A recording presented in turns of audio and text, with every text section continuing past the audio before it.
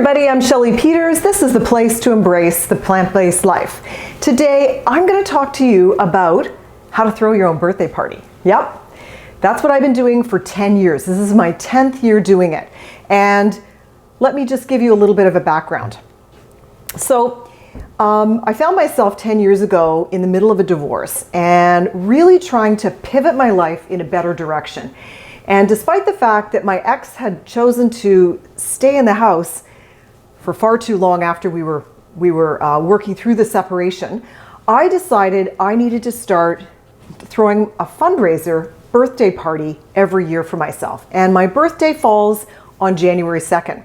So what I do is I throw my fundraiser birthday party between Christmas and New Year's, and it serves a whole bunch of purposes. One of them is I get to see family and friends that I don't necessarily get to see over the holidays, and I get to contribute to a cause that is near and dear to my heart. As you know, I work at the homeless shelter once a month in Hamilton, and for the last maybe it's 4 years now, I've been donating large soup pots to the shelter for my, every year, that's what I ask for when people come to my birthday party. That's what the cause is.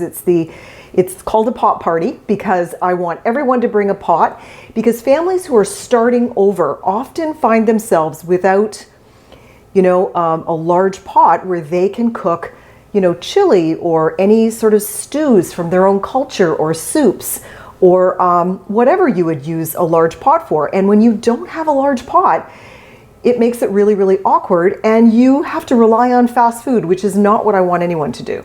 So it was 3 or 4 years ago that I think it's 4 years, this is probably the 4th year, that I recognized the need while I was at the shelter and started asking my friends and family that would come to my birthday fundraiser to contribute by bringing a nice, large, good quality soup pot for these families.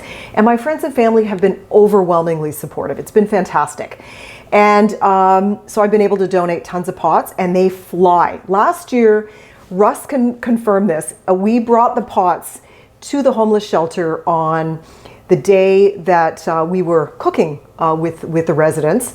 And we only got them into the lounge area, and we're gathering all the pots together. I think there were like 40 or 50 pots, and they literally were distributed within a couple of hours. They were gone. Usually they end up down in the storage area and they're distributed slowly, but this time they were just gone. So I was thrilled because I know that these families are going to cook in them, and it's going to really be a game changer for their lives. So that's what I do. And so what I do for my birthday to make it easy and so I can have fun is I make it a soup kitchen. I make a number of different kinds of soups, and I have them in crock pots or on the stove on low. And I have nice crusty bread and hummus and fresh veg and some Christmas treats. And people can come in all afternoon during the fundraiser birthday and just help themselves. So I can visit with people, and when you arrive, you just come on in and you can find whatever soup you like. The soups are usually all labeled, and I find most people try at least 2 or 3 different soups. That's how it works. So if you have a birthday coming up, or you want to just create a get-together, it's a perfect thing to do. I found that people actually want to donate. They don't necessarily have the time or the energy to figure out where to donate, but if you provide the opportunity for them, then they are thrilled. And I don't want any birthday presents for my birthday. I want donations. That's what works for me, and it's definitely a feel-good situation. So I encourage you to try the same thing. Try to pick an annual time. Maybe your birthday's in the summer. Maybe you'll have an annual barbecue. And you can choose whatever charity that you want to donate to. The charities I've donated to have changed over the years. When I first started, the first few years was a woman's shelter with children. I've done a couple of other programs with women getting out of prison. And so you can choose whatever charity speaks to you, and you can change it if you need to, year to year. I'm stuck pretty well on the large soup pots, as you can imagine. It really works for who I am as a vegan cook, and also the fact that I know the folks in the shelter can really use a fresh new pot to start their new lives. So yeah, so that's it. And today I'm baking sugar cookies, vegan sugar cookies, of course, that I will serve at between Christmas and my birthday.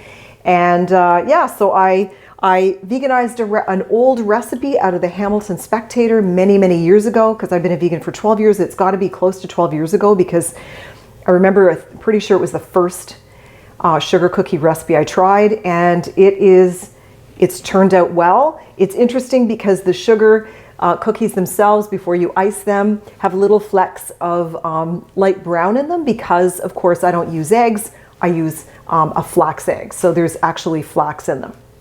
But anyway, the one tip I will give you when you're veganizing sugar cookies is to make sure that you use the best possible quality vanilla. It really will take your cookie from being okay to amazing. And I make sure that I buy incredibly good quality, fantastic vanilla. There is a Madagascar bourbon vanilla. These are super expensive. Like a small bottle is between $20 and $30, just depending on where you get it. You can also get some really good quality. Of course, I'm always talking about getting pure vanilla. So you're talking about spending anywhere upwards of $12 and above for a bottle. But I can tell you it really makes a difference. So if you're on a budget, ask for it as a gift. It would be a perfect thing to get for Christmas. Get a little bottle of really good vanilla, and you can save it. Save it for times that it will be featured. Something like, a sugar cookie or a cake, or even I put vanilla in my waffles and my pancakes, because honestly, it makes a huge difference. So anyway, there's a couple of tips for you, and I hope you've been inspired to consider throwing your own birthday party. I started it because I was looking down the barrel of being single, and I thought, wow, my birthday's here, and I don't want that awkward feeling when you're at home. And I have 3 sons, and it wasn't like they were like rushing to try to figure out how to help me have a great day. So I decided I needed to take my birthday, how I wanted my birthday to turn out, into my own hands. So that's when it all started, and it's turned out to be this amazing experience. And as I said, 10 years in, I never want it to change. It's absolutely an amazing experience. So I hope that you'll take the challenge and you'll start doing your birthday as a fundraiser. And if you have any questions, don't hesitate to email me at info@shelleypeters.com.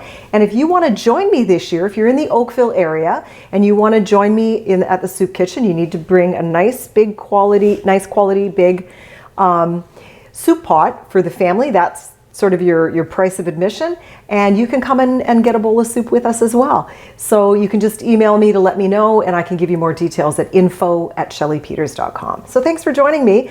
I love this holiday season. I have a few things planned which I'm excited about. So take care, and I hope you're going to grab your birthday and this holiday season and make it great.